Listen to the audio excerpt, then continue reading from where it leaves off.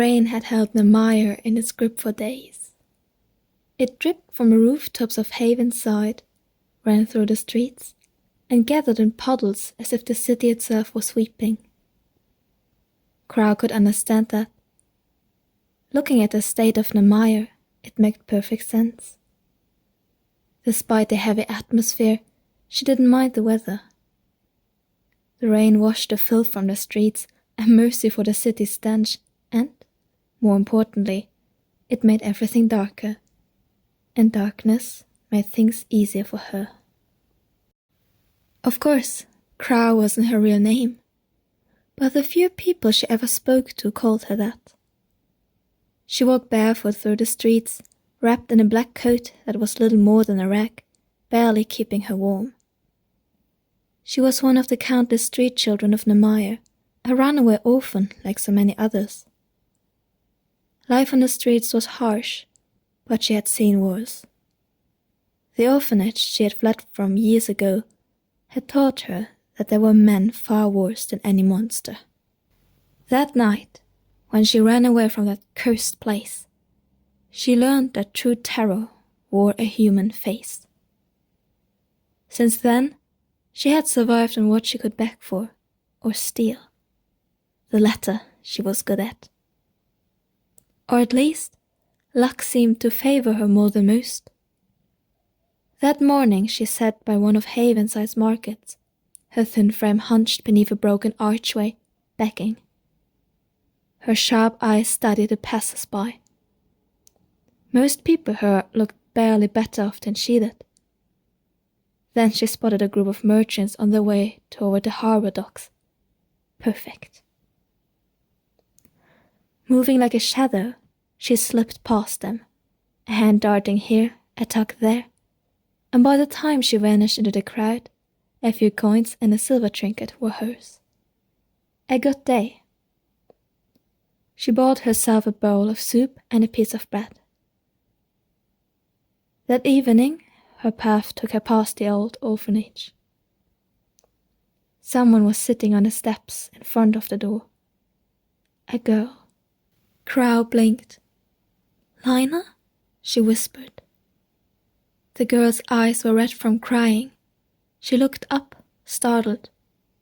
"Nora, is that you?"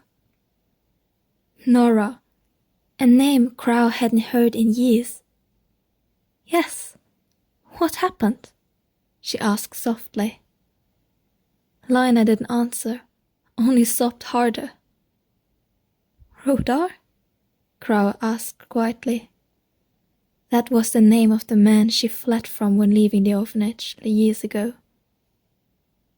Lina hesitated, then gave a trembling nod. Cold spread through Crow's chest. Not rage, not fire, just an icy, quiet clarity. That night, shadows cloaked Nemire as Crow broke into the orphanage. The door was locked, but the window to her old room was still loose. The child who slept there now didn't even stir when she slipped inside. Everything was just as she remembered, too much so. Her hands trembled as she crept down the hall, yet she knew exactly where to go. He was there, as disgusting as ever, slumped into a chair, snoring, a wine bottle resting on his bloated belly. The sight, the smell, brought back everything she had buried. Fear, shame, panic, disgust. But all those feelings burned away beneath something stronger. Hatred. When she drew the knife, she felt no hesitation. But the floorboard cracked beneath her foot. His eyes snapped open. He didn't live long enough to scream twice, but once was enough. Crow ran, out the window, down the alley. Shouts, torches, the clatter of boots on wet stone. Luck had finally run out. She dashed through the rain-slick streets, heart pounding, until she turned into a narrow passage and found only a dead end. She turned, panting, as the guards closed in. And then darkness. The alley filled with screams and metal striking stone.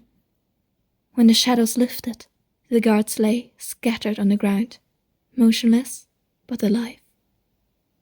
And in their place stood a single figure, slender, cloaked, face hidden beneath a hood. Crow froze. She knew who, or rather what, she was looking at. A Whaleborn. The Whaleborn ruled Nemaya's underworld, shadow mages and assassins led by the legendary Shadow Princess, said to be a dark elf chosen by Noctis himself. They were feared, yes, but also revered, for they punished the cruel and protected the desperate when no one else would. Still, facing one alone in the dark alley was another matter entirely. "Why did you kill him?" The voice of the female was low and rough, like a whisper in her ear. "Who?" Crow asked automatically, fear tightening her chest. "Don't play dumb," the woman replied coolly. Crow hesitated, then realized lying would be useless. He abuses the girls in the orphanage." A brief silence. Then the woman nodded once. "Good. Someone like you could be useful." "What? Why?" Crow stammered, startled. In the distance, bells rang, warning calls, and the sound of boots echoed down the streets again. The cloaked woman didn't even glance toward it. "Have you ever wondered why no one ever sees you when you hide in the shadows?" In the distance, bells rang, warning calls, and the sound of boots echoed down the streets again. The cloaked woman didn't even glance towards it. "Have you never wondered why no one ever sees you when you hide in the shadows?" Crow frowned. "That's just luck." "No," said the woman, and Crow could hear the faint smile in her tone. "That's shadow magic. Your shadow magic."